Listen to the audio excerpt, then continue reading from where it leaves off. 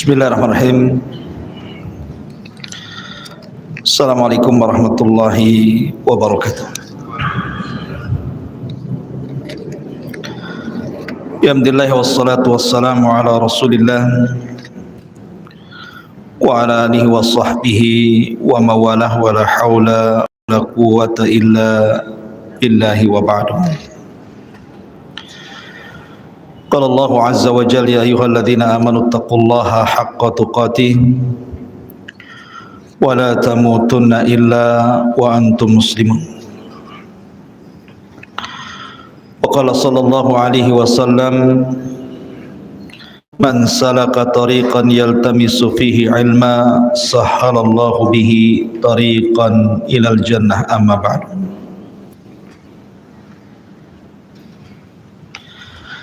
Lanjutkan kajian tafsir kita, masih membahas tafsir surah Al-Baqarah. Syaitanir rajim. Bismillahirrahmanirrahim. Tsumma qasat qulubukum min ba'di dzalika fahiya kal hijarati aw ashaddu qaswa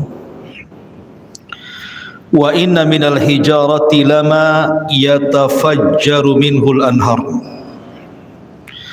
wa inna minha lama yashaqqaqu fayakhruju minhul ma wa inna minha lama yahbitu min khasyatillah wa mallahu bighafilin amma ta'malun.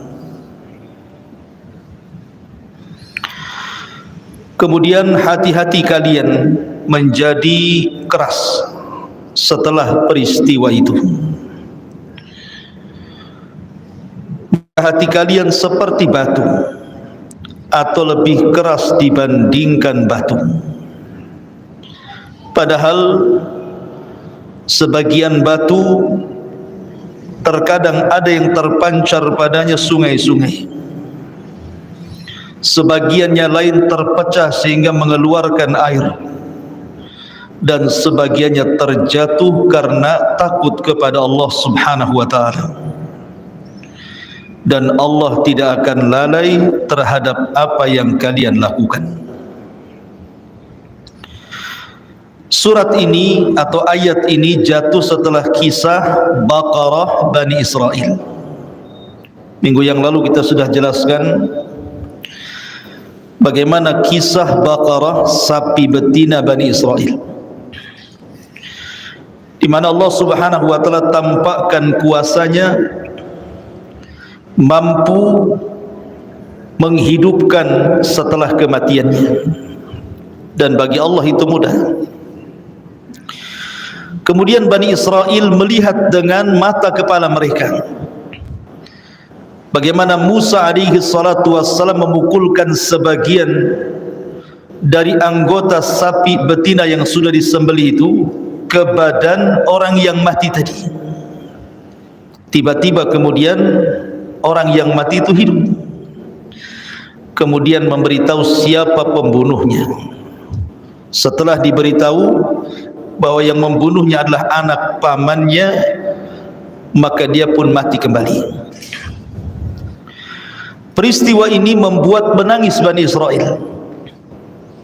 Bagaimana bisa Musa alaihi salatu wassalam menghidupkan atas izin Allah dan memberitahu siapa pembunuhnya sebelumnya mereka sudah sibuk menghabiskan harta-harta mereka untuk peristiwa ini. Mereka pun menangis. Tetapi entah kenapa dengan lamanya waktu dari peristiwa itu, tiba-tiba mereka keras lagi hatinya. Maka di sini Allah Subhanahu wa ta'ala mengatakan summa qasat qulubukum, kemudian mengeraslah hati kalian, padahal kalian sebelumnya melembut, menangis, berterima kasih kepada Musa sehingga tersingkap siapa pembunuhnya. Dengan lamanya waktu tiba-tiba mereka mengeras lagi. Summa qasat qulubukum, tiba-tiba keraslah hati kalian. Kemudian Allah Subhanahu wa ta'ala permisalkan hati Bani Israel dengan batu. Lihat bagaimana ada hati-hati manusia itu seperti batu. Kemudian Allah Subhanahu wa taala menyebutkan tentang keutamaan batu dibandingkan hati.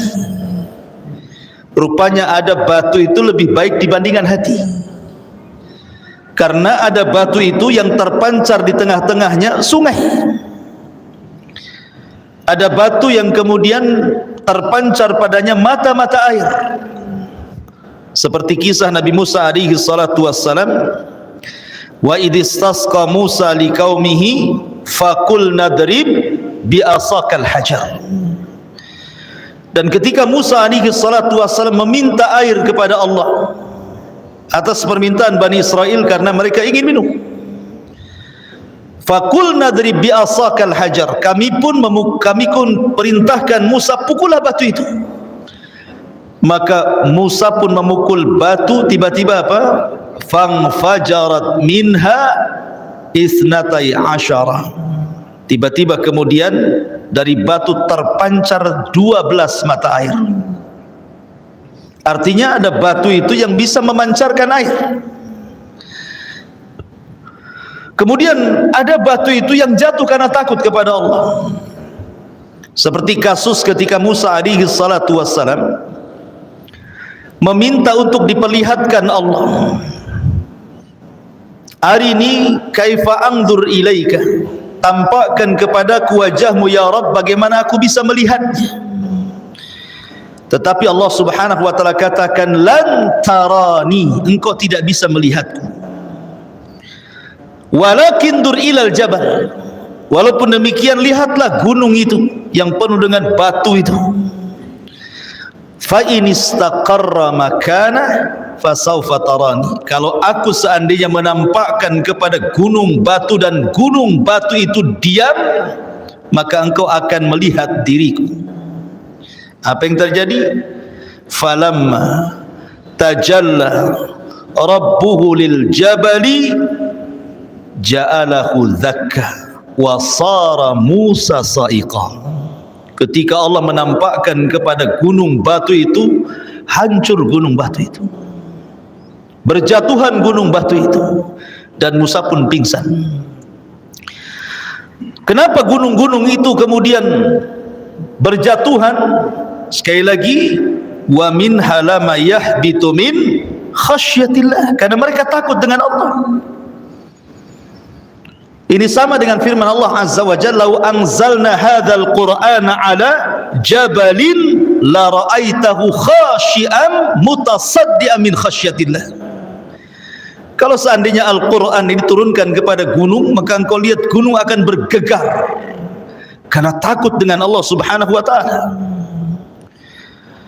Artinya bahwa gunung ini atau batu itu kan benda mati. Bagaimana dia bisa takut kepada Allah Azza wa Jalla? Karena setiap makhluk yang Allah ciptakan itu memiliki ihsas. Ihsas itu perasaan. Jangan sangka gunung tidak punya perasaan. Mereka ada perasaan. Wa in min kulli syai'in illa yusabbihuna bihamdi. Segala sesuatu yang Allah ciptakan itu semua bertasbih. Gunung bertasbih, lautan bertasbih, hutan bertasbih, semua bertasbih, bumi langit bertasbih kepada Allah Azza wa Jalla. Makanya ketika Nabi SAW dibuatkan mimbar oleh siapa? Oleh Tamim ibn Aus Ad-Dari. Dialah yang pertama membuatkan mimbar. Tamim ibn Aus Ad-Dari yang pernah berjumpa dengan Dajjal itu.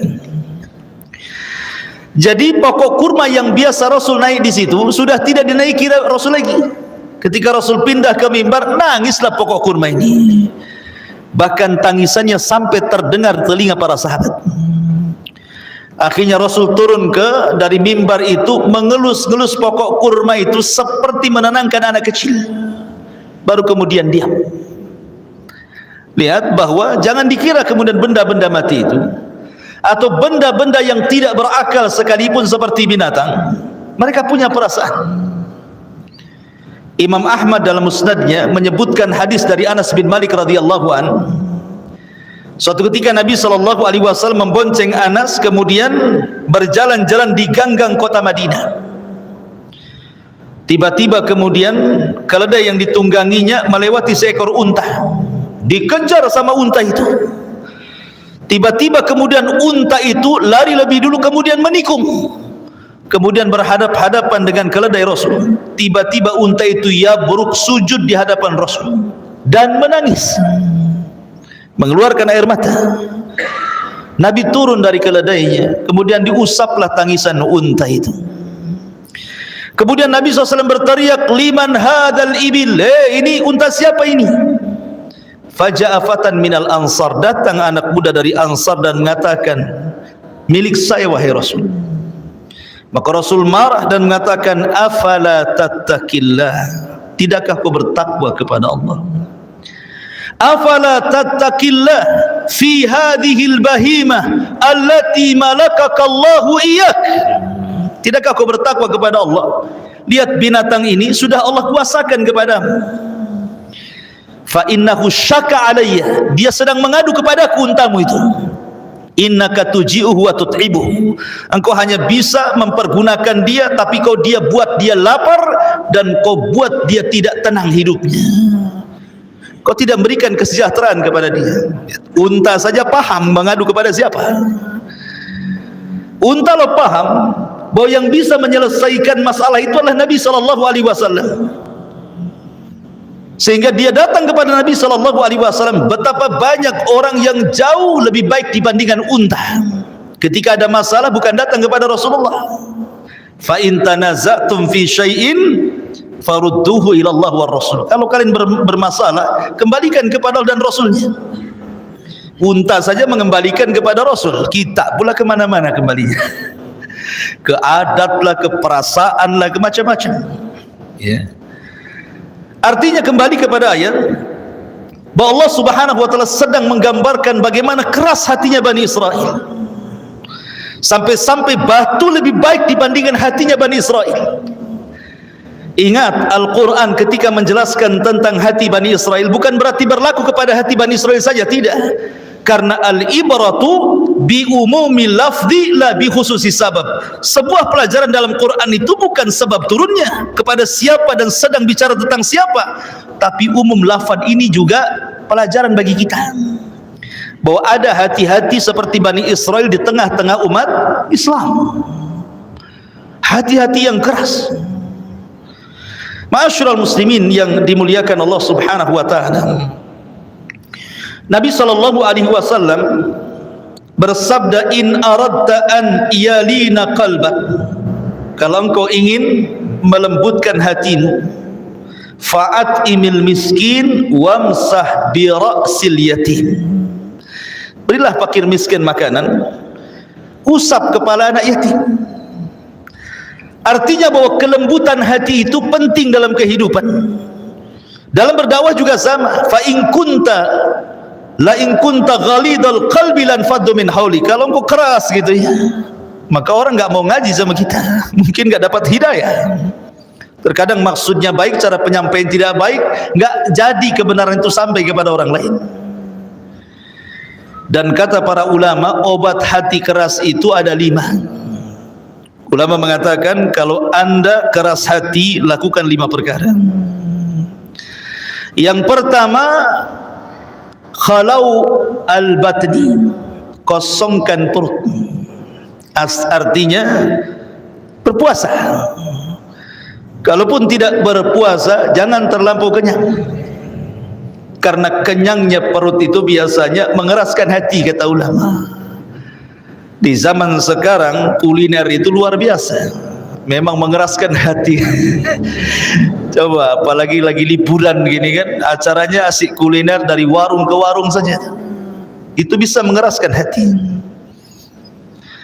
Kemudian yang kedua, tadabburul Quran. Cobalah Al-Quran itu bukan hanya sekedar dibaca. Makanya ada kaedah para ulama, fahmul hudud khairun min fahmil huruf. Memahami isi kandungan Al-Quran itu lebih baik dibandingkan menghafal huruf-huruf dalam Al-Quran. Mana dalilnya? Nabi SAW suatu ketika memanggil Abdullah ibnu Mas'ud radhiyallahu anhu, satu di antara 4 pakar Quran yang direkomendasikan Rasul untuk diambil Quran darinya. Kata Nabi SAW, ya Aba Abdurrahman, wahai Aba Abdurrahman, maksudnya kunyah dari Abdullah ibn Mas'ud radhiyallahu anhu. Iqra alayya al-Quran, bacakan untukku Al-Quran. Kata Abdullah bin Mas'ud radhiyallahu an, ya Rasulullah, aqra'u alayka wal Qur'anu unzila ilaika? Rasul, macam mana saya akan membacakan Quran kepadamu? Lah Quran kan turun kepadamu. Dari sini menunjukkan apa? Sunnahnya seseorang itu meminta dibacakan Al-Quran, karena terkadang Al-Quran dibaca sendiri itu pengaruhnya sedikit, tapi ketika kita mendengar orang membaca Quran dan memiliki suara indah, terkadang orang bisa menangis. Cobalah kita dengar murotal gitu ya, yang baca Syekh Surem kan enak tuh, nangis gitu. Kalau antum yang baca serem. Ya.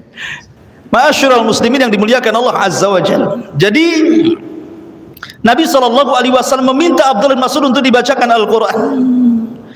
Akhirnya lihat adabnya Abdullah bin Mas'ud, tidak mendebat Rasul dan mengatakan Rasul surat apa, Al-Baqarah kah, Al-Imran kah, tidak.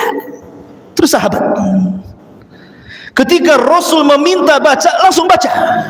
Itulah sahabat kan. Kalau mungkin saya bilang tolonglah bacakan ke saya Al-Quran, pasti antum milih-milih surat apa Ustaz gitu. Abdullah bin Mas'ud tidak membantah, dia langsung memilihkan ayat Al-Quran, langsung surah An-Nisa dia baca sampai kepada ayat fa kaifa idza ji'na min kulli ummatin bi syahid wa ji'na bika ala haula'i syahida. Bagaimana kalau seandainya tiap-tiap umat ini didatangkan di hadapan Allah bersama saksi-saksinya, dan engkau akan jadi saksi bagi mereka.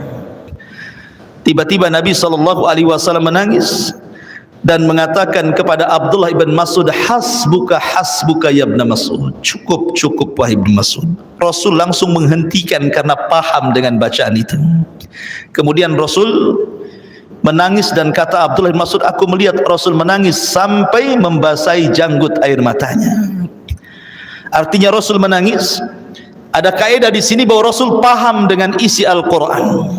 Makanya ada kaidah fahmul hudud khairun min fahmil huruf. Memahami isi Quran itu jauh lebih baik dibandingkan hanya sekedar menghafal. Banyak hufadul Quran, hafid-hafid Al-Quran, bagus. Karena orang yang menghafal Quran tentu pahalanya banyak, karena setiap satu huruf 10 kali lipat pahalanya. Tetapi orang memahami Al-Quran jauh lebih baik dibandingkan hanya sekedar menghafal. Antum tahu kenapa Yahudi sesat? Karena Yahudi sesat itu bukan mereka tidak diturunkan kitab kepada mereka Taurat. Tetapi apa yang terjadi? Allah gambarkan mereka itu seperti keledai membawa buku, ya kan?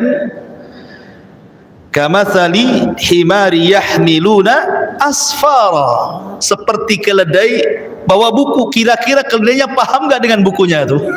Nggak paham. Jadi Yahudi itu seperti keledai bawa buku, yang dibawanya nggak paham itu isinya apa tuh. Karena mereka hanya fahmul huruf, hanya memahami lafaz-lafaznya saja, tapi tidak paham isinya gitu ya. Makanya penting belajar tafsir itu. Jangan dianggap remeh belajar tafsir ini, karena kita sedang tadabbur Al-Quran. Tadabbur Al-Quran itu penting. Jadi kita tahu apa sih sebenarnya isinya Quran ini ya. Jadi tadabbur Quran itu bisa melembutkan hati. Kemudian kata para ulama yang ketiga, menghidupkan malam dengan qiyamul lail atau dengan ibadah. Ma'asyiral muslimin, saya mau tanya antum, Nabi SAW bangun paling telat itu jam berapa? Nabi SAW membatasi umat ini setelat-telatnya bangun bagi seorang mukmin itu jam berapa? Siapa yang tahu? Jawabannya di azan pertama. Itu seorang mukmin setelah telatnya bangun itu dalam Islam itu di adzan pertama salat subuh. Ya. Dari mana kita tahu bahwa seorang muslim, kata Nabi SAW, setelah telatnya bangun itu di adzan pertama? Karena ada hadis yang mengatakan, apabila terdengar adzan pertama, adzan Bilal, dan adzan kedua, adzan Abdullah ibn Umi Maktum, maka liyastarih qaimuhu wa yuqidu naimuhu. Hendaklah yang solat malam istirahat, yang tidur bangun. Berarti seorang muslim itu setelah telatnya bangun itu harusnya di adzan pertama, dan jarak adzan pertama ke adzan kedua di adzan subuh itu seperti orang membaca 50 ayat Al-Quran, ya sekitar 15 sampai 20 menit lah. Itu jarak adzan pertama ke adzan kedua, itu paling telat.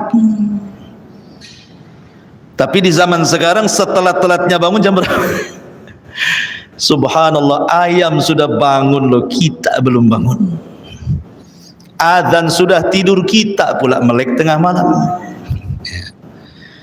Bahasanya Rasul sudah tidur, kita masih bangun. Rasul sudah bangun, kita pula tidur, gitu maksudnya ya. Maknanya begini ikhwan, antum kalau bertanya jangan menanyakan jam berapa kamu tidur, jam berapa kamu bangun, tapi pertanyaannya jam berapa kamu tidur. Karena pertanyaan yang kedua menentukan pertanyaan yang pertama. Orang kalau tidurnya cepat pasti bangunnya cepat, kan gitu ya. Tapi kalau orang tidurnya lambat pasti bangunnya lambat. Dan Nabi SAW memberikan mukjizat tidur. Bayangkan tidurnya Rasul jadi mukjizat, ikhwan. Rasul itu bersabda tidak suka tidur setelah maghrib dan tidak suka bergadang setelah isya. Itu Nabi. Nabi melarang jangan tidur setelah maghrib, tapi jangan bergadang setelah isya. Artinya apa? Jangan bergadang setelah isya itu supaya apa? Supaya bisa bangun malam, kan gitu ya. Makanya Urwah bin Zubair itu kan keponakan Aisyah radhiyallahu anha, karena putra daripada Zubair bin Awam, dan Zubair bin Awam menikah dengan Asma bintu Abi Bakar, dan Asma saudari Aisyah radhiyallahu anha. Zubair ini bawa kawannya ke rumah Aisyah. Habis isya ngobrol, namanya anak muda, ngobrol. Aisyah datang dan mengatakan, "Ya Zubair, laisa hakadha ma fa'alun Nabi." Bukan seperti itu yang dilakukan Nabi. Nabi tidak pernah ngobrol ba'da isya. Nabi itu tidak pernah ngobrol ba'da isya, kecuali ada kepentingan, ya seperti kajian gini. Kalau tidak ada kepentingan langsung tidur. Boleh diuji oleh siapapun, ikhwan, diuji siapapun, mau ilmu kedokteran, kesehatan, farmasi, bisa diuji kualitas tidur setelah isya dengan kualitas tidur selepas jam 12 malam. Bisa kita uji. Siapa yang dokter di sini? Orang yang tidur ba'da isya dengan tidur jam 1 jam, itu kualitas tidur ba'da isya itu bisa menyehatkan badan. Dia bisa besoknya itu akan nasyid, semangat. Tapi kalau sudah jam 1 jam 2 tidur, walaupun 10 jam bangun itu masih loyo itu. Kan gitu ya. Makanya ma'asyiral muslimin, ini mujizat Nabi. Nabi SAW mengajarkan sampai ke tidur loh. Pada isya tidur, kalau nggak ada keperluan tidur. Kecuali ada manfaat dunia atau akhirat lain, kan itu. Ya Nabi SAW pernah juga telat tidur dan telat bangun, pernah sekali-kali. Tapi kita kan bukan sekali-kali, berkali-kali, itu bedanya. Nabi sekali-kali, kita berkali-kali, bertambah-tambah lagi, bukan berkurang-kurang. Ma'asyiral muslimin yang dimuliakan Allah Azza wa Jalla. Jadi Nabi mengajarkan cara tidur. Saya tanya, tidurnya Nabi itu berapa kali? Dalam sehari? 3 kali. Rasul itu tidur 3 kali dalam sehari. Kalau kita makan yang 3 kali. Rasul tidur 3 kali. Rasul itu tidak pernah berbicara soal makan. Maksudnya makan itu kapan saja tidak dilarang. Cuman caranya Rasul jelaskan. Caranya makan kanan, baca basmalah 3 jari, itu saja kan. Tetapi kalau tidur, Nabi SAW contohkan. Pertama, tidur ba'da isya sampai separuh malam atau 2/3 malam, sebagaimana disebutkan dalam surah Muzammil. Bisa separuh malam kemudian bangun, ataupun 2/3 malam kemudian 1/3 malam akhir bangun. Kemudian Rasul menghabiskan qiyamul lail dan membaca Al-Quran. Kemudian ketika azan pertama sebelum azan subuh, maka Rasulullah SAW istirahat. Disitulah Nabi SAW sekitar 15-20 menit Rasul tidur lagi.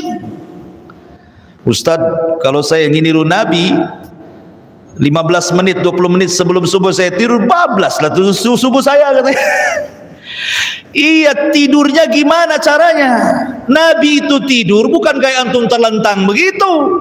Rasul tidur ke lambung kanan, kemudian dijadikan ininya bantal begini, miring ke lambung kanan. Karena kalau tidur miring ke lambung kanan tidak akan khusyuk tidurnya, pasti mudah terkejut, sehingga akan terbangunkan dengan suara azan. Kemudian yang ketiga, Nabi SAW tidur sebelum zuhur yang disebut dengan kailulah namanya. Tidur kailulah itu tidak lama, bisa 10 menit, bisa 15 menit paling lama. Tidur kailulah namanya. Dan ini keajaiban menurut ilmu kesehatan, bahkan yang meneliti ini orang barat. Orang yang biasa tidur kailulah sebelum subuh, sebelum zuhur, walaupun hanya 10-15 menit, maka akan disehatkan jantungnya, tidak akan mudah stroke. Ya, ini penelitian barat. Tapi bagi kita, walaupun barat tidak meneliti, anggaplah tidak ada penelitian barat bahwa orang yang kailulah itu bisa menyehatkan jantung gitu ya. Tetap kita katakan bahwa tidur Nabi itu mukjizat. Pasti ada kesehatan di situ. Apalagi setelah diteliti barat gitu ya, makin lagi gitu ya. Terkadang barat itu hanya meneliti saja kan. Contoh umpamanya air yang dibacakan Al-Quran diteliti Jepang, rupanya bisa jadi detox ya, dan begitu seterusnya. Intinya bahwa kalau orang ingin lembut hatinya, maka sukalah bangun tengah malam. Minimalnya jangan telat bangun. Dan dalam Islam setelat-telatnya bangun 20 menit sebelum azan subuh, itu paling telat itu. Karena solat malam bisa melembutkan hati. Kemudian yang keempat, kata ulama, suhbatus salihin, berkawan dengan orang saleh, berkawan dengan orang taat beribadah, lembut hati kita. Kalau tidak berkawan dengan mereka susah. Apalagi berkawan dengan orang jahat, keras lah kita jadinya kan itu. Maka cari orang-orang saleh, karena orang saleh itu di dunia aja manfaat, apalagi di akhirat. Kemudian yang terakhir kata para ulama, seperti hadis yang saya baca tadi, hendaklah kita memberi makan fuqara wal masakin dan mengusap kepala anak-anak yatim. Itu bisa melembutkan. Ada tambahan, ziarah kubur. Ziarah kubur itu juga melembutkan hati, dan ingat akhirat juga melembutkan hati. Karena begini ya, hati ini, ma'asyiral muslimin yang dimuliakan Allah Subhanahu wa taala, memiliki fungsi yang luar biasa. Kedudukan hati itu, pertama, hati itu adalah raja bagi badan kita. Raja bagi badan kita. Apapun yang diperintahkan hati, badan ini ikut saja. Kalau hati memerintahkan mata mandang, maka dia memandang. Kalau hati memerintahkan dengar, maka telinga mendengar. Kalau hati memerintahkan kaki jalan, maka kaki jalan. Makanya Imam Abdul Qayyim mengatakan, al-qalbu kal malik wal jawarihu kal junud. Hati itu seperti raja, sementara anggota badan ini adalah tentaranya. Makanya ketika kita membahas tentang ibadah puasa, lihat bagaimana Allah Subhanahu wa taala berfirman, ya ayyuhalladzina amanu kutiba alaikumus syiyam kama kutiba alal ladzina min qablikum la'allakum tattaqun. Kan? Wahai orang-orang yang beriman, telah diwajibkan kepada kalian puasa sebagaimana puasa telah diwajibkan kepada umat sebelum kalian, bukan agar kalian lapar, bukan agar kalian haus, bukan agar kalian merasakan apa yang dirasakan orang-orang fakir miskin yang tidak pernah makan seperti layaknya orang puasa. Bukan itu hikmah puasa. Tapi Allah tutup dengan kata-kata la'allakum tattaqun, agar kalian bertakwa. Takwa itu di mana? At-taqwa hahuna, kata Rasul. Takwa itu di sini loh, di dada kita. Sebab kalau hati sudah takwa, semua jadi takwa. Karena dia yang menjadikan bergeraknya semua badan. Ini yang pertama, kedudukan hati itu sebagai raja. Maka kalau keras hati, berarti rajanya keras dan akan mempengaruhi anggota badannya. Kemudian yang kedua, hati itu mahallu takwa, sebagaimana yang saya sebutkan tadi. Dia tempat takwa. Baiknya anggota badan tergantung baiknya hati. Jahatnya anggota badan tergantung jahatnya hati. Kalau takwa hatinya, baik badannya. Kalau fasik hatinya, fasik juga badannya. Makanya Rasul mengatakan, ala wa inna fil jasadi mudghah idza saluhat saluhal jasadu kullu wa idza fasadat fasadal jasadu kullu ala wahiyal qalbu, kata Rasul. Ingat, dalam badan kita ada segumpal daging. Kalau dia baik, baik semua anggotanya. Kalau dia jahat, jahat semua anggotanya. Kemudian Rasul mengatakan itulah hati. Kemudian yang ketiga, mahallu nadharil ilah. Hati ini tempat kita bisa memandang kekuasaan Allah. Hati ini bisa memandang kekuasaan Allah Azza wa Jalla. Dan yang terakhir, bahwa tingkatan-tingkatan hati, tingkatan-tingkatan derajat itu ditentukan dengan tingkatan hati, karena hati yang menentukan amalan badan. Terkadang banyak orang yang diceritakan, ada manusia itu tidak banyak beramal secara badan. Mungkin sholatnya biasa, puasanya biasa, tapi amalan hatinya luar biasa. Maka Rasul mengatakan dia termasuk penduduk surga. Saya contohkan satu kisah. Di zaman Nabi SAW, ketika Rasul berkumpul seperti ini bersama para sahabatnya, kata Rasul, sebentar lagi keluar dari pintu sebelah sana rajulun min ahlil jannah, laki-laki termasuk penduduk surga. Rupanya betul, keluar masuk dari pintu itu ada laki-laki jinjing sendal, kemudian kepalanya seolah-olah habis mandi basah, kemudian keluar masjid. Besoknya Rasul mengatakan gitu lagi, sebentar lagi akan keluar dari pintu itu rajulun min ahlil jannah, laki-laki termasuk penduduk surga. Rupanya dia lagi yang jalan. Sampai 3 kali dia lagi yang jalan.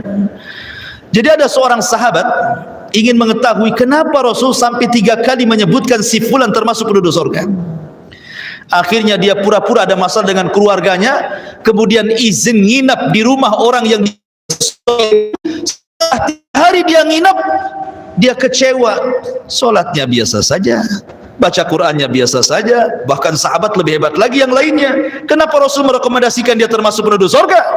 Akhirnya setelah 3 hari dia kecewa dan mengatakan, sebenarnya saya tidak dengan keluarga, cuman saya mendengar Rasul mengatakan Anda termasuk penduduk surga. Jadi saya ingin nginap, saya ingin tahu amalan apa yang Anda kerjakan sebenarnya.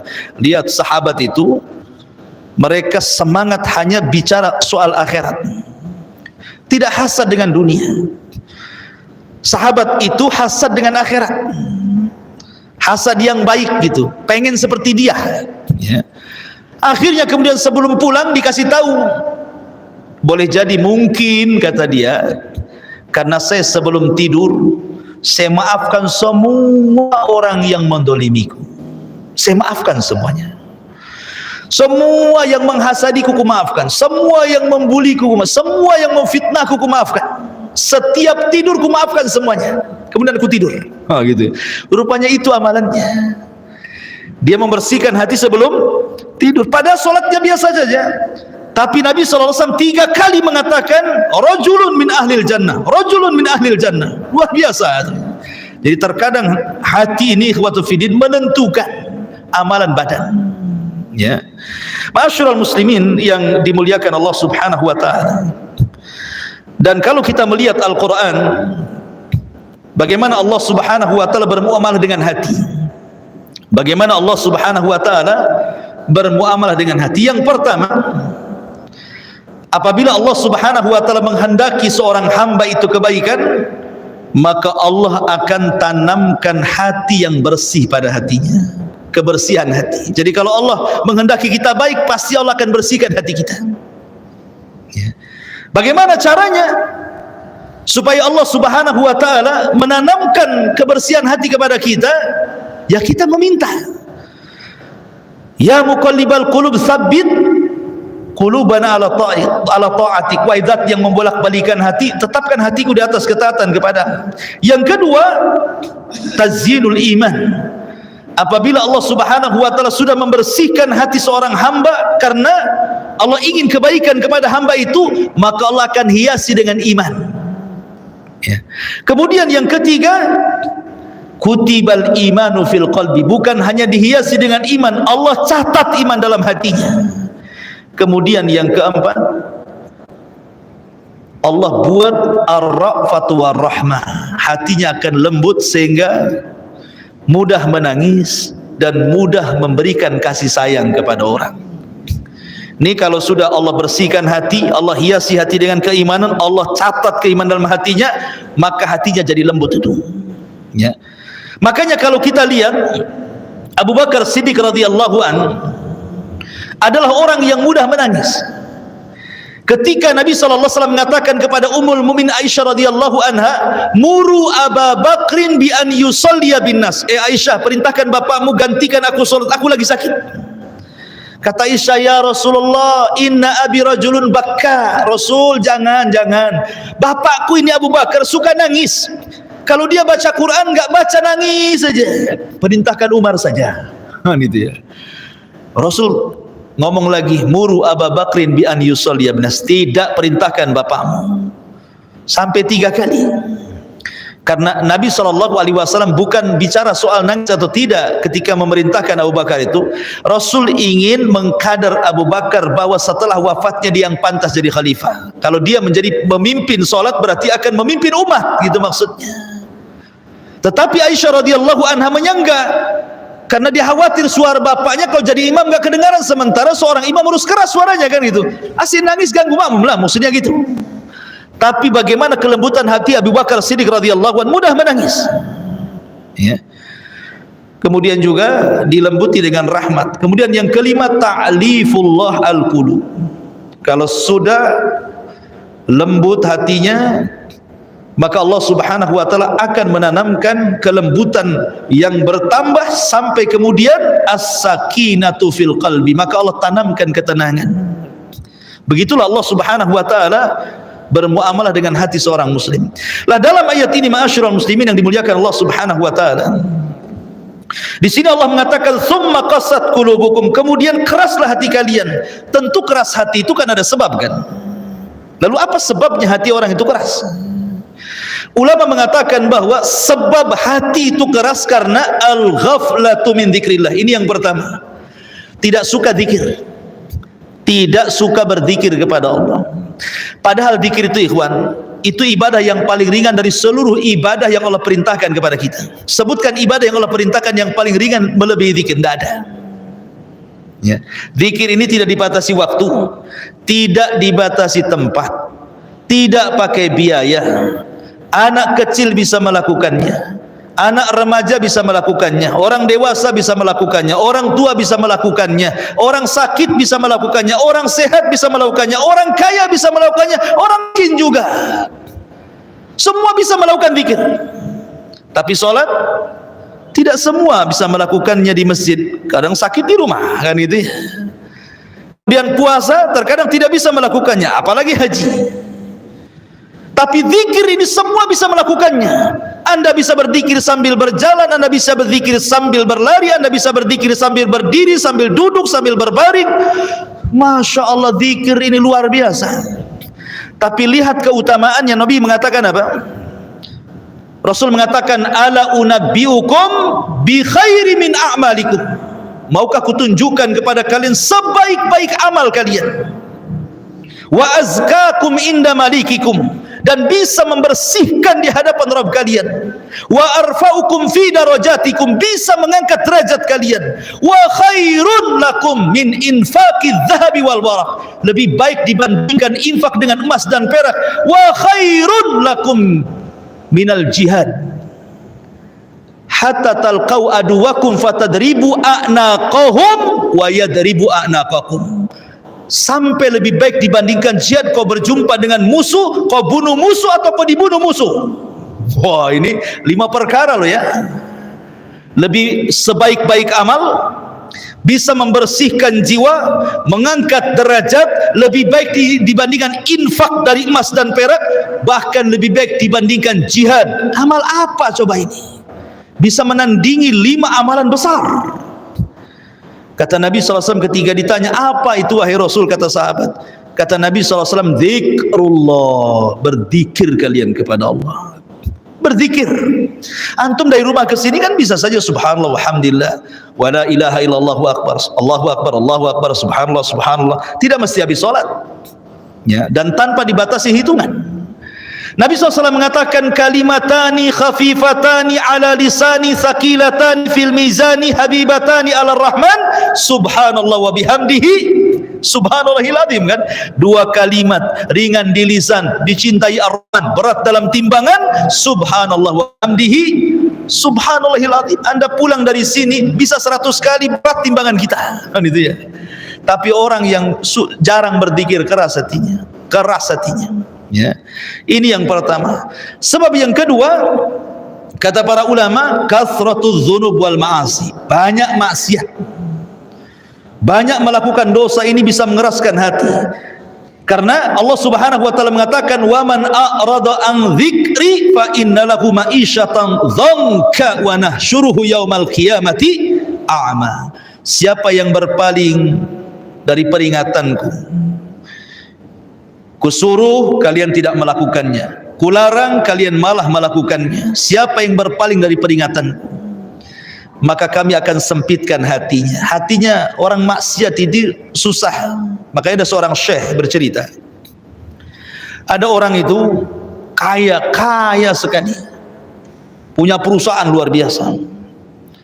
Kalau masalah dunia jangan ditanya, cukup 7 turunan untuk kekayaannya. Tapi hidupnya tidak pernah tenang. Nggak tahu, pokoknya tidak tenang saja hidupnya itu. Di kantor tidak tenang, di rumah tidak tenang, banyak masalah. Padahal dari kekayaan harusnya, kalau memang itu yang dicari kebahagiaan dari kekayaan, harusnya dia bahagialah. Dia tidak bahagia. Datang kepada seorang syekh menceritakan kehidupannya, saya ini sudah cukup harta, sudah ada istri, sudah ada anak gitu, tapi saya tidak pernah bahagia ya syekh. Kata syekh mengatakan, kamu sholat? Dia mengatakan, demi Allah, mundu isyrina sanah lam usalli, sejak 20 tahun yang silam sampai sekarang saya tidak pernah sholat. Kata syekh, itu yang menjadikan kau tidak bahagia. Sholat kamu ya. Akhirnya kemudian setelah dia mengikuti fatwa syekh ini, tidak kurang 10 hari dia sholat wajib, dia tambah dengan sholat sunnah. Tiba-tiba dia datang kepada syekh, demi Allah syekh, sejak 20 tahun aku meninggalkan sholat, baru hari ini aku merasakan kesenangan hati, ketenangan hati. Kenapa? Karena meninggalkan sholat maksiat. Bahkan meninggalkan wajib itu lebih bahaya dosanya dibandingkan langsung seseorang melakukan keharaman. Jadi orang yang meninggalkan sholat lebih besar dosanya dibandingkan, karena kaidahnya tarkul wajib asyad min irtikabil muharramat. Meninggalkan yang wajib lebih besar dosanya dibandingkan melakukan yang diharamkan. Karena meninggalkan wajib bisa kafir, tapi melakukan yang diharamkan belum tentu kafir. Orang meninggalkan sholat bisa kafir, tapi orang berzina selama dia tidak menghalalkan zina tidak kafir ya. Makanya ikhwatu fillah muliakan Allah azza wa jal, yang kedua, seseorang terlampau banyak maksiat keras hatinya. Kemudian yang ketiga, kata ulama, al-insyighalu bid-dunya, ketika dia sibuk dengan urusan dunia. Ini keras hatinya nih. Kenapa demikian? Karena kalau orang sudah mengejar dunia itu jama' amalan wa addadah yahsabu anna malahu akhladah, kan itu. Orang kalau sudah mengejar harta nggak ada cerita puasnya, ikhwan. Karena ada 2 perkara yang dikejar tidak mungkin puas, satu ilmu, satu harta. Dan tidak bisa orang itu menyeimbangkan 50% dunia, 50% akhirat. Dusta orang yang ngomong seperti itu. Kalau saya bagi 2 Ustaz, akhirat separuh, dunia separuh. Dusta kau, mana bisa. Cemana caranya kau membagi 2 kehidupan ini, 50% dunia, 50%, nggak akan bisa. Sholat 1 hari saja berapa kali? Dihitung dengan 24 jam itu. Kalau dikumpulkan hanya berapa jam saja.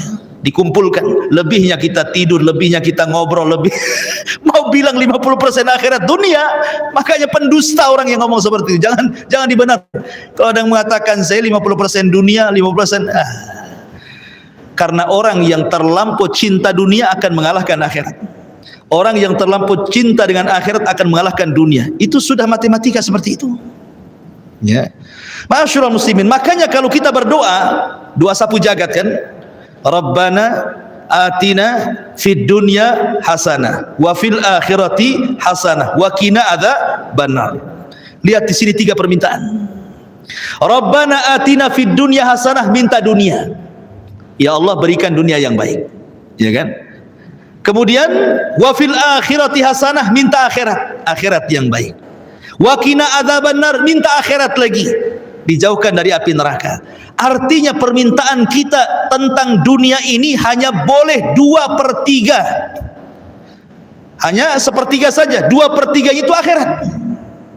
Ya, ini kan dibagi 3 nih. Dunia, akhirat.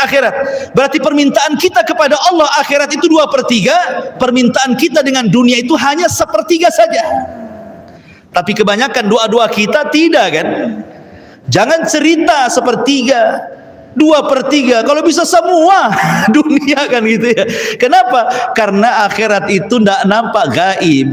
Orang kalau seandainya di hadapan kita, kau mau milih sorga atau ini uang 1 triliun, kira-kira antum milih mana? Nampak nih 1 triliun, sorga tak nampak, cerita ustad katanya. Pasti dia milih yang nampak kan? Ya, karena orang itu suka yang nampak, nggak suka yang nggak nampak masalahnya. Sorga ini nggak nampak, makanya kayak cerita dongeng jadinya. Betul tak saya masuk sorga kan? Bagus yang jelas-jelas ini aja yang 1 triliun. Ya. Masyaallah muslimin yang dimuliakan Allah Azza wa Jal. Jadi kalau orang sudah sibukkan dengan dunia pasti akan keras hati. Termasuk juga kathratul jidal wa at-ta'assubu birra'i wattiba'il hawa. Kata ulama, jangan terlampau banyak berdebat, jangan terlampau ta'assub. Ta'assub itu fanatik. Fanatik itu hanya boleh 2. Kalau perorangan kepada Nabi, kalau kepada kelompok kepada sahabat.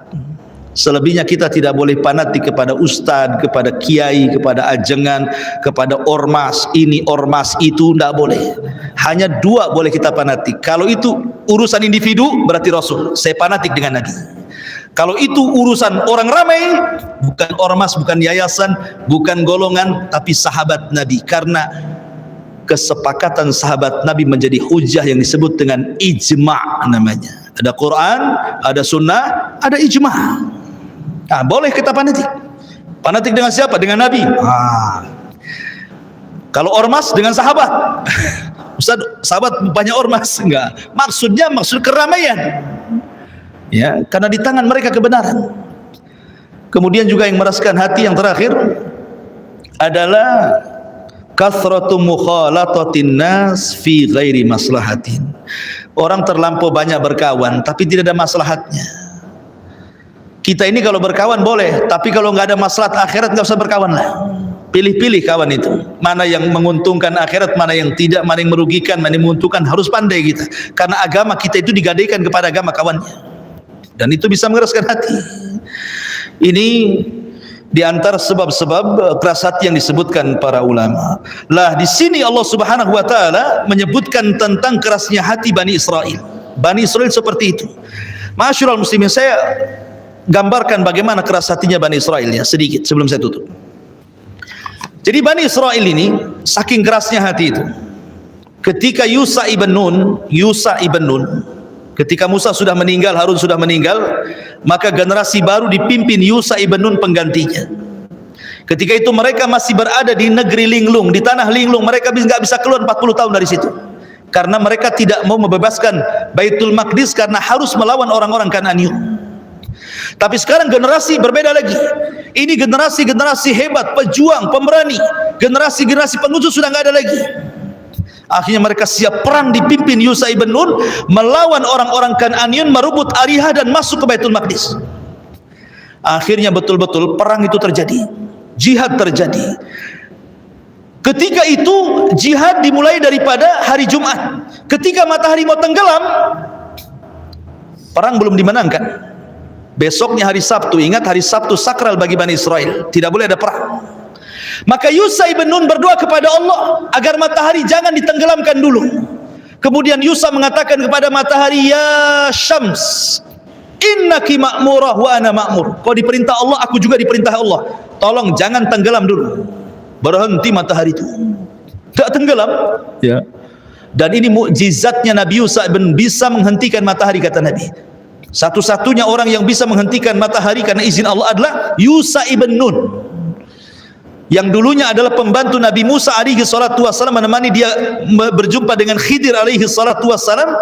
Ada yang mengatakan dia masih kerabatnya. Kemudian setelah Musa meninggal, Musa berwasiat kepada Yusha ibn Nun untuk meneruskan perjuangannya. Berhasillah mereka menaklukkan Ariha.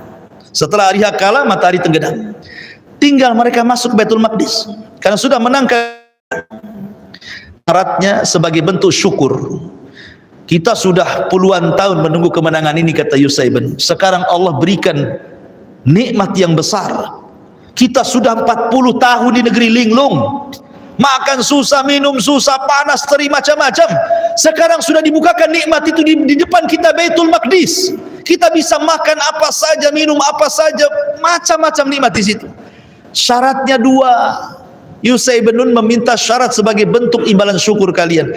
Pertama, sujud kalian sebagai bentuk syukur. Makanya dalam Islam ada namanya sujud syukur. Dari segi perbuatan, sujud. Yang kedua, jangan lupa mengatakan hittah. Hittah itu artinya hutta anna khatayana. Ya Allah, ampuni dosa-dosa. Cukup kau mengatakan seperti itu, satu saja mengatakan, ya Allah ampuni dosaku, semua apa yang kalian lakukan dari perbuatan dosa Allah hapuskan. Kan enak tuh. Cukup mengatakan hittah, ya Allah ampuni dosaku, maka semua dosanya akan diampuni. Kan enak itu kan. Cuma ngomong gitu saja, semua dosanya diampuni. Tapi karena Bani Israel keras hatinya, bukannya mereka ketika mendapatkan kemenangan itu sujud, malah mereka kemudian membungkuk, kemudian membelakangi Baitul Maqdis. Bukan jalan mundur, ke belakang. Bukannya disuruh membaca hittah, malah diganti hittah menjadi hintah, pakai nun. Hintah itu artinya hintah. Bur itu artinya ya basmatin itu begitu ya. Kayak gandum. Disuruh minta ampun malah minta makan. Kan kurang ajar kata. Disuruh minta ampun malah minta makan. Itulah Bani Israel kerasnya. Padahal kurang apa loh, mereka sudah tersiksa di negeri linglung kan. Akhirnya dibebaskan, diutus Yusha ibn Nun memimpin mereka. Akhirnya Baitul Maqdis dikuasai. Hanya dua Allah minta, sujud. Makanya Nabi SAW kalau menang perang, Rasul sholat 8 rakaat sebagai bentuk syukur, ya kan. Kalau menang perang langsung Rasul sholat 8 rakaat. Dan itu juga dilakukan oleh sahabatnya Amr bin As ketika menaklukkan Persia. Tetapi mereka suruh sujud aja tidak mau. Suruh membaca hittah malah hintoh. Suruh mengatakan ya Allah ampuni dosaku, mana makanannya katanya. Keras hatinya Bani Israel. Makanya Allah mengatakan summa qasat qulubukum. Bahkan kali ini seperti batu hatinya. Padahal batu terkadang masih lebih baik dibandingkan hati kalian. Karena dari batu masih terpancar sungai, masih terpancar air, masih bisa jatuh karena takut kepada Allah. Hati kalian tidak, di tiga-tiganya. Itu gambaran daripada kekerasan Bani Israel. Wallahu alam. Ini yang bisa sampaikan. Taib, sebelum saya tutup, silakan kalau ada yang mau bertanya.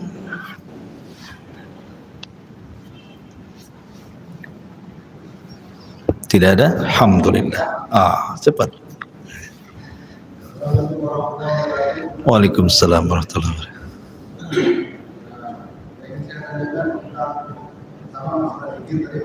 Ya.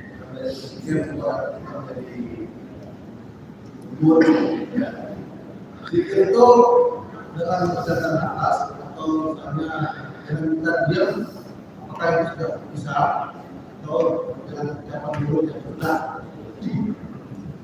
Terus yang kedua adalah tentang masalah yang sholat berjamaah.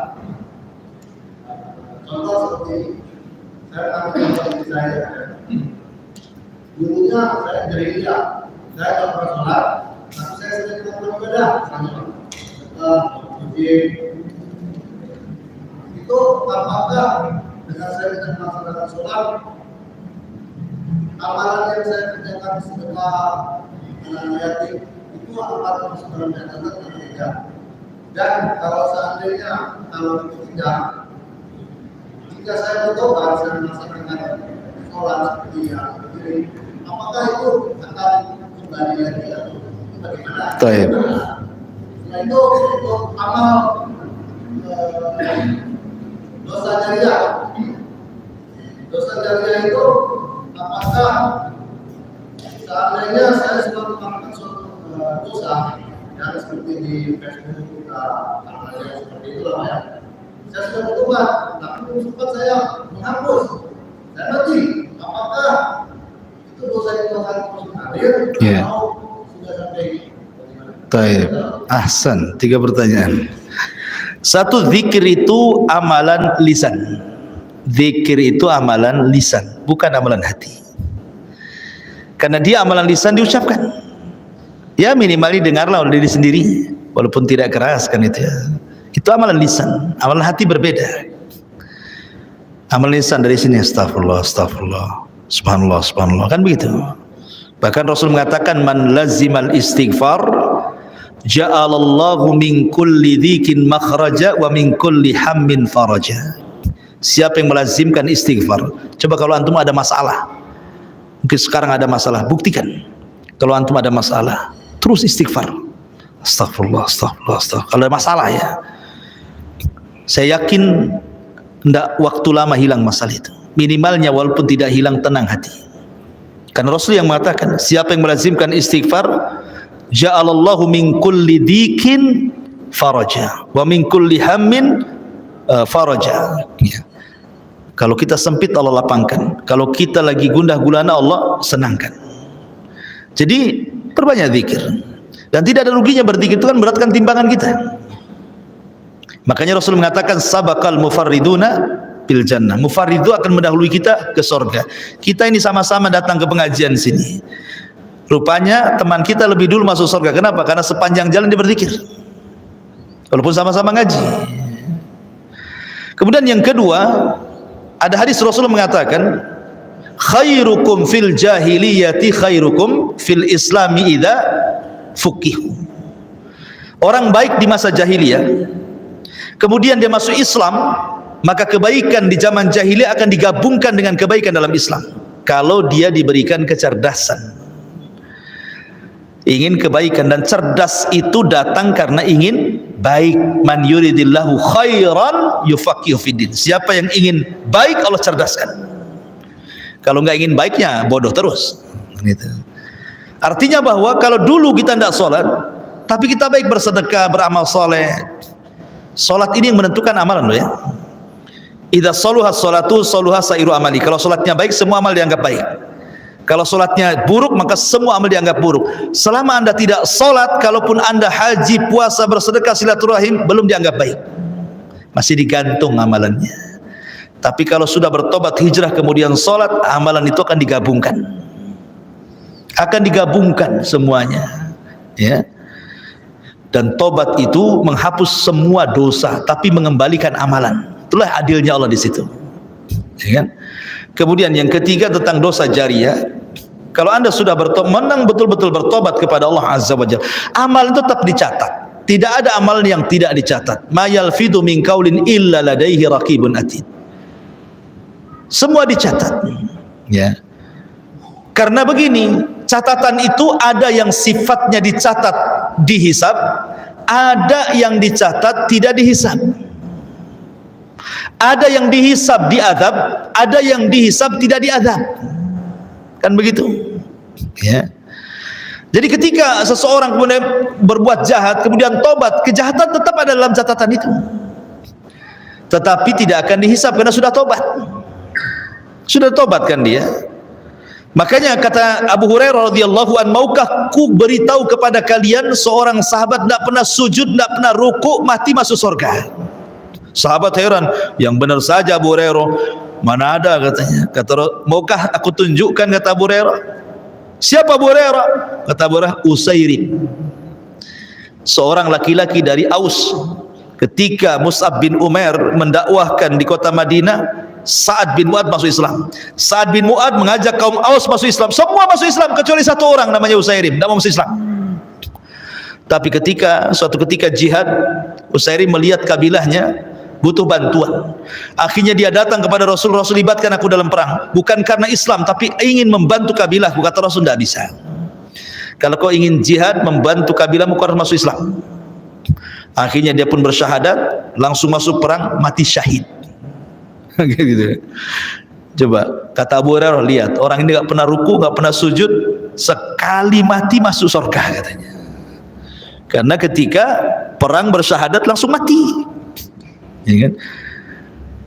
Jadi seperti itu. Karena begini ikhwan, terkadang perlu kita pahami, ada orang-orang yang penampilannya terkadang agamis, Masya Allah, janggutnya panjang, jubahnya panjang, serbanya melilit gitu ya, tasbihnya melingkar-lingkar gitu. Tetapi belum tentu menjamin dia masuk surga. Belum tentu dia menjamin masuk surga. Karena ada hadis yang mengatakan ada orang itu beramal dengan amalan ahli surga, antara dia dengan surga tinggal satu hasta. Tinggal satu hasta segini. Tiba-tiba kemudian di akhir hayatnya dia melakukan perbuatan ahli nar, maka Allah catat dia termasuk penduduk neraka. Tapi ada orang sebaliknya, penampilannya biasa-biasa saja, bahkan cenderung orang jahat. Mungkin antara dia dengan neraka tinggal satu hasta, tapi di ujung hayatnya dia bertobat kepada Allah Azza wa Jalla, mengamalkan amalan sorga, Allah catat dia masuk sorga. Maka dari sini ada kaidah al-amal bi khawatimiha. Amal itu ditentukan akhir, tetapi akhir juga ditentukan awal dan tengah. Karena kita tidak tahu takdir. Kalau orang kemudian berpegang, yang penting kan akhirnya. Kapan lu tobat? Habis haji Ustaz. Nggak haji-haji nggak tobat-tobat lah kan itu. Kapan tobat? Nunggu 50 tahun usia saya kan. Karena berpikir apa? Yang penting kan akhirnya Ustaz. Nantilah kalau sudah 60 tahun saya tobat, saya sholat. Yang menentukan akhir itu awal dan tengah. Perhatikan firman Allah Azza wa Jalla. Fa amma man a'ta wattaqa wa saddaqa bil husna fasanuyassiruhu lil yusra. Siapa yang a'ta memberi, dengan harta dia memberi, dengan ilmu dia mengajar, dengan jabatan dia bermanfaat untuk agama. Wattaqa, dia lakukan karena ketakwaan, karena Allah. Ya. Kemudian dia pun yakin bahwa ada surga, ada pahala di akhirat. Maka sudah mudah dia melakukan amal saleh, Allah mudahkan. Maksudnya dia sudah mudah melakukan amal saleh, Allah mudahkan. Maksudnya begini, orang kalau terbiasa salat wajib, maka dia akan mudah salat sunnah. Orang kalau terbiasa puasa Ramadan, maka dia akan mudah puasa sunnah. Orang kalau biasa zakat akan mudah sedekah. Begitu seterusnya. Karena ibadah ini melahirkan ibadah yang lain. Nanti ibadah ini, ibadah yang melahirkan ibadah yang lain, melahirkan ibadah yang lain lagi, melahirkan ibadah yang lain, akhirnya ditutup dengan seperti itu. Fasanu yassiru, sudah mudah dia melakukan amal soleh itu, Allah mudahkan lagi supaya dia husnul khotimah. Tapi fa amma man bakhila, siapa yang bakhil, wastagna, tidak peduli dengan Allah, wa kadzdzaba bil husna, dia pun mendustakan akhirat, tidak ada balasan, tidak ada surga, fasanu yassiruhul usra, sudah sulit Allah persulit lagi. Ya, sudah sulit ibadah, maksiat mudah, tapi ibadah sulit. Dan maksiat melahirkan maksiat yang kedua, maksiat yang kedua melahirkan maksiat yang ketiga, maksiat yang ketiga melahirkan maksiat yang keempat, akhirnya ditutup dengan seperti itu. Sudah sulit ibadah, Allah mudahkan maksiat sampai dia su'ul khatimah. Jadi akhir itu ditentukan awal dan tengah. Jangan berpikir nanti tobat, nanti kapan? Keburu matilah kan itu. Mau tobat sekarang. Gitu kan ya. Wallahu a'lam. Iya. Boleh? Banyak dari yang hubungan. Ustaz, bagaimana kita memberikan jawaban bagi mereka yang bertanya, kenapa Allah menurunkan Al-Quran melalui Jibril? Kenapa tidak langsung antara Allah dengan Nabi Muhammad SAW? Ya, alhamdulillah. Kenapa Allah Subhanahu wa taala harus menurunkan Al-Quran lewat malaikat Jibril. Ingat bahwa wahyu turun itu tidak semua lewat Jibril. Wahyu turun itu tidak semua lewat Jibril. Terkadang Allah langsung dengan Rasul. Contohnya peristiwa Isra Mi'raj, nggak ada Jibril-Jibrilan di situ. Mana ada Jibril Isra Mi'raj itu? Jibril hanya naikkan saja. Habis di Sidratil Muntaha, Jibril nggak ikut. Kemudian berjumpa dengan Allah Azza wa Jalla, perintahkan salat, itu wahyu. Tak ada Jibril di sini. Jadi ini thariqah wahyu namanya. Terkadang Nabi SAW langsung berdialog dengan Allah seperti ketika perintah salat. Tidak ada di antara dia dengan Allah penerjemah. Langsung face to face. Terkadang lewat Jibril. Terkadang Allah Subhanahu wa Ta'ala masukkan dalam hatinya. Ya, terkadang Rasul bergetar, terkadang keluar keringat walaupun di musim dingin. Itu thariqah wahyu namanya. Ya. Jadi tidak mesti lewat Jibril, ada cara-cara wahyu yang Allah Subhanahu wa Ta'ala turunkan. Tetapi ketika Allah Subhanahu kalau bertanya kenapa mesti lewat Jibril, la tas'al amman yaf'al wa hum yus'alun. Allah yang menjawab. Jangan kau tanya perbuatan Allah. Allah yang akan tanya perbuatan kalian. Ini kan tanya perbuatan Allah. Kenapa Allah? Kok tanya pula Allah, ditanya pula kan itu. Jangan kau tanya perbuatan Allah. Allah yang tanya perbuatan kamu. Ya suka-suka Allah mau lewat Jibril, mau lewat siapa kan itu. Sibuk kali kalian. Aduh, kacau. Iya. Wallahu a'lam. Taib, sampai di sini. Subhanaka wa bihamdika asyhadu an la ilaha illa anta astaghfiruka wa atubu ilaik. Allahu ta'ala alam. Assalamualaikum warahmatullahi wabarakatuh.